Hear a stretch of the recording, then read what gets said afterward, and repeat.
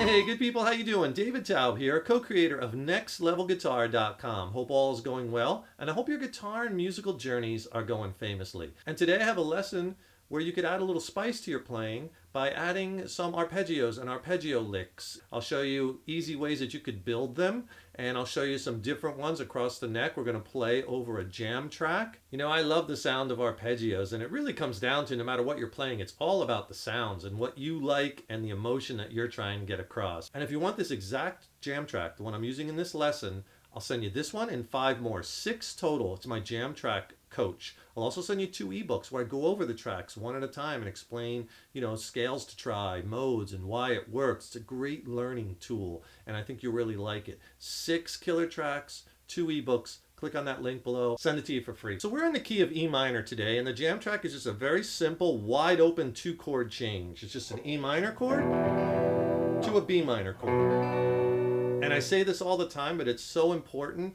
Always know the chords that you're playing over. It's the chords that give you the full roadmap to what you can use lead guitar playing and improvisation wise. And all an arpeggio is the notes of a chord played separately. But they're awesome sounding because, you know, you can outline the chords going underneath with them, as well as they give you all those really hip notes in those chords, right?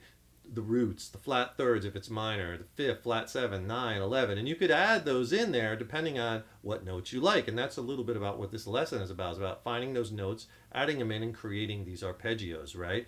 If you want to think about it like this, I'll give you an easy way to think about it and a little bit of theory, not too much, just a little bit so you know where this is coming from. So if you want to think E minor chord, right here at the 7th fret, this E minor bar chord, and we're in the key of E minor. Over this track, you could use E minor pentatonic and blues over both chords all day long. That relates to all. If you want to go a little deeper, try E natural minor, E Aeolian mode, right? If you look at this chord, that has that 7th fret on the A string root. That's our E note. And you can associate that with your E natural minor scale that looks like this.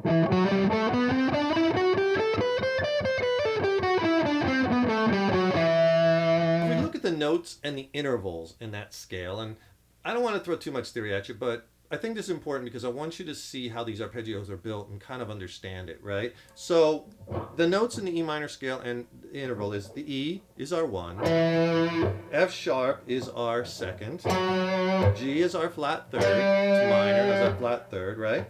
A is our 4th, B is our 5th, C is our flat 6, and D is our flat 7. Everything, since we're in minor key, we're playing E minor chord, we want to play an E minor type arpeggio over that chord. So it all starts with your minor arpeggio or minor triad. E minor, 3 notes, root, flat 3rd, and 5th is an E, the root, right? You have your G in there, your flat 3rd, and you have your B, your 5th, and those are the notes in an E minor chord, and it doesn't matter where you play that E minor chord, right? They all sound the same because it's basically it's all the same notes. It might just have a little different timbre.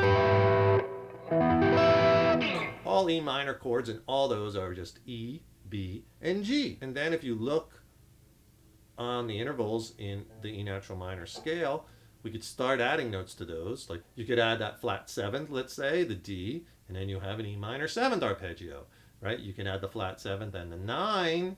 Remember the 9, that F sharp? Then you have an E minor 9 arpeggio. So the first thing I did in that solo was I played a descending E minor 9 arpeggio. And then I played a little variation of that arpeggio, kind of repeating some notes like this. Okay, so the E minor 9 arpeggio. So The reason I like that arpeggio so much is because I really like that ninth note, the ninth or second, in this instance F sharp. That note has a lot of drama, right? So I really like adding that in to the scale or the arpeggio. So I have this E minor arpeggio, I add the flat 7 and a 9, and it gives me that E minor 9. So the notes I'm playing in this arpeggio, if you look at it, I do a pull off from basically from the 8th to 7th fret. There's my F sharp. So G to F sharp. There's my root note E. There's my D, right? So there's my 1 and my flat 7. All right, and there's my B, which is my 5th. And then I have my G, my flat 3rd again. So I'm playing the root, the flat 3rd, the 5th, the flat 7th, and the 9th. The point is, if you like a certain note, like I like that F sharp note, how that sounds. I also like the A note, so we're going to use that in a second too. And adding those notes in give you these different sounds and these different sounding arpeggios. So you got to kind of find that balance between adding the notes that you like, but not adding too many notes and have it sounding like a scale. And you might hear me repeat notes, double up on notes, add a couple, slides or something, and that's awesome. You want to do that because you don't necessarily want to play your arpeggio straight up and straight down. Just like you wouldn't play a scale straight down, straight up. Sound too stiff. Same thing with arpeggio. Good arpeggio playing kind of mixes the arpeggio notes with a few scale notes or licks or double up or adding some emotion to them, some nuance, bending, slides, right? Things like that, adding some technique to it, some emotion. Please subscribe to the channel. Subscribing to the channel, that really helps us to keep bringing the content. Leave a comment in the comment box below. Let us know how you like this lesson. Let us know what lessons you'd like to see coming up. If you like the video, click the like button, give it a thumbs up, share it, and we thank you so much for your support. I told you I like that A note, so if we add the A note, then we have a minor 11 arpeggio. The 4th is the same as the 11th, just up higher. So, right? I like that. Let me slow it down. Right? So you have your E, here's our A, there's our 4th, right?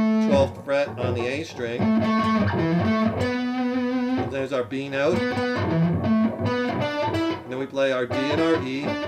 There's our G, there's our B, and there's our E. You can even slide it.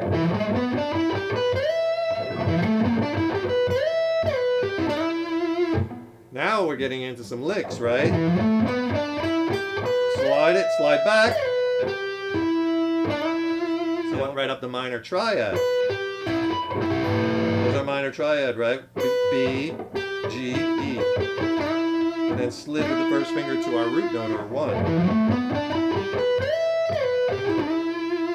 Cool lick based on this E minor 11 arpeggio. In the intro I played a minor 11 arpeggio, 1 note per string, which is kind of cool. So you can experiment where these arpeggios are found on different strings and play them in different positions and inversions. I played this one in that intro. I like that one a lot. It has an interesting sound because it's 1 note per string. So basically here it is slow. There's our E. There's our B, there's our F sharp, our 9, right? There's our G, there's our D, there's that A, that 11, right? Making that E minor 11. Movable too, so if you want to move it to another key, like if you want to do a B minor 11 arpeggio over the B minor chord, right? When that comes up, kind of treat each chord as a separate event. Just move that root note instead of here to our B note, 7th fret. Now we're in the key of B. So get those arpeggios under your fingers. That's the first thing, right? And then you could start adding some licks, connecting them to other scales over the certain chords. Like I connected it to a B natural minor scale over the B minor chord. Put your own twist on it and just put the track on and get lost in it, right? I hope you enjoy it. Don't forget, click on that link below. I'll send you not just this track, but 5 more, 6 killer sounding tracks, 2 ebooks, my jam track coach, send it to you for free. And please subscribe to the channel. That really helps us to keep bringing the content. If you like the video, give give it a thumbs up. We so appreciate that. Can't thank you enough for your support over the years. And I will see you in the next lesson. Remember, your guitar playing is an evolution. Rock on.